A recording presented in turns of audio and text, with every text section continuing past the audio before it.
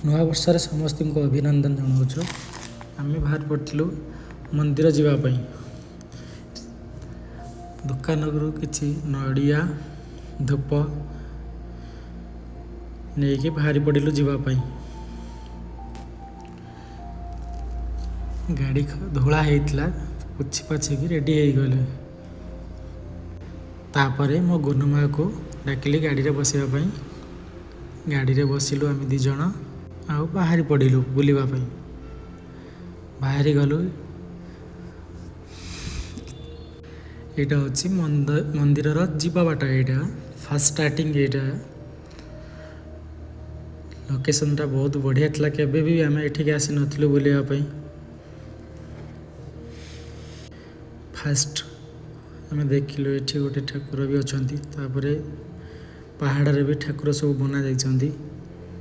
ପାହାଡ଼ ଉପରେ ବି ବହୁତ କିଛି ବନାଯାଇଛି, ଏମିତି ଦେଖାଯାଉଛି, ଭଲ ଦେଖାଯାଉଛି। ଆଉ ପାହାଡ଼କୁ କାଟିକି ଏଠି ଠାକୁର ବନେଇଛନ୍ତି। ବହୁତ ଭିୟୁ ବି ବଢ଼ିଆ ଆସୁଛି ଏଠି। ତାପରେ ଆମେ ବାହାରି ପଡ଼ିଲୁ ଗୋଡ଼ ଧୋଇବା ପାଇଁ। ଗୋଡ଼ ଧୋଇକି ମନ୍ଦିରକୁ ଏବେ ଯିବା ପାଇଁ ପ୍ରସ୍ତୁତ ହୋଇଗଲୁ। ତାପରେ ଗୁନୁମା ମାମା ଚାଲିଲେ ଆଗକୁ। ଗୁନୁର ନଖରା ବି ବହୁତ ଥିଲା। ସେ କହୁଥିଲା କି ମୋତେ ଛାଡ଼ିଦିଅ, ମୁଁ ଏକୁଟିଆ ଯିବି, ମୋତେ କେହି ଧରନା। ତାପରେ ଆମେ ବାହାରି ପଡ଼ିଲୁ ମନ୍ଦିର ଉପରକୁ ଯିବା ପାଇଁ। ମନ୍ଦିରର ଭିୟୁ ପୁରା ଆପଣଙ୍କୁ ଦେଖାଉଛି, ଦେଖନ୍ତୁ। ନୂଆ ଜାଗା, କେବେ ବି ଆମେ ଏଠିକି ଆସିନଥିଲୁ, ଜାଣି ବି ନଥିଲୁ ଏଠି ଗୋଟେ ଏମିତି ମନ୍ଦିର ଅଛି ବୋଲିକି। ତାପରେ ବାହାରି ପଡ଼ିଲୁ ନଡ଼ିଆ ବାଡ଼େଇବା ପାଇଁ। ତାପରେ ଆମେ ମନ୍ଦିର ଭିତରକୁ ଗଲୁ। ଗୁନୁ ଘଣ୍ଟି ବଜେଇବ ବୋଲି ଜୋରସୋର ଲାଗି ପଡ଼ିଥିଲା, କିନ୍ତୁ ହେଉନଥିଲା। ଫିର୍ ବି ସେ କୋସିସ୍ କରୁଥିଲା କି ହଁ ବଜେଇବ ବୋଲି। ଲାଷ୍ଟରେ ସେ ବଜେଇଲା। ତାପରେ ଆମେ ଦର୍ଶନ କଲୁ ଶିବ ଠାକୁରଙ୍କୁ। ତାପରେ ଆମେ ନନାଙ୍କୁ ଭୋଗ କରିବା ପାଇଁ ଦେଲୁ, ଚନ୍ଦନ ବି ଲଗେଇଲୁ। ତାପରେ ବାହାରି ପଡ଼ିଲୁ ବୁଲିବା ପାଇଁ ଆଉ ଗୋଟେ ପାଖ ଶିବ ମନ୍ଦିରକୁ। ସେଠି ବି ଆମେ ପୂଜା କରୁଥିଲୁ। ଦେଖନ୍ତୁ କେମିତି ହେଇଛି ମନ୍ଦିରଟା। ତାପରେ ଗୁନୁର ମୋର ବାହାରି ପଡ଼ିଲୁ ଠାକୁରଙ୍କୁ ଧରିକି ଜୁହାର ହେବା ପାଇଁ। କିନ୍ତୁ ଗୁନୁର ବହୁତ ନଖରାମି ଥିଲା। ସିଏ କହୁଥିଲା ଯେ ମୋତେ ଛାଡ଼ିଦିଅ, ମୁଁ ସବୁ ଏକା କରିବି। ତାକୁ ଧରିକି ଟେକିଦେଲି, ଜୁହାର ହେଲା। ତାପରେ ଆମେ ବାହାରି ପଡ଼ିଲୁ ପାଣି ଆଣିକି ଢାଳିବା ପାଇଁ। ପାଣି ଆଣିକି ଶିବଙ୍କ ଉପରେ ଆମେ ଢାଳିଲୁ। ଗୁନୁ ବି ପାଖରେ ଥିଲା, ଦୌଡ଼ିକି ଯାଇ କହିଲା ମୁଁ ବି ଢାଳିବି ବୋଲିକି। ଦେଖନ୍ତୁ ଗୁନୁ ବି ଆସିଯାଇଥିବ। ଗୁନୁ ସିଏ ବି କହୁଥିଲା ମୁଁ ପାଣି ଢାଳିବି, ଦେଖ କେମିତି ଦୁଷ୍ଟାମି କରୁଛି ସେ।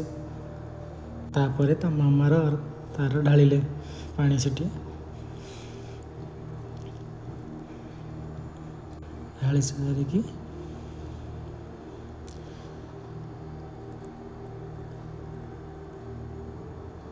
ଦେଖନ୍ତୁ କେତେ ବଢ଼ିଆ ଭିୟୁ ଆସୁଛି ଏଠି।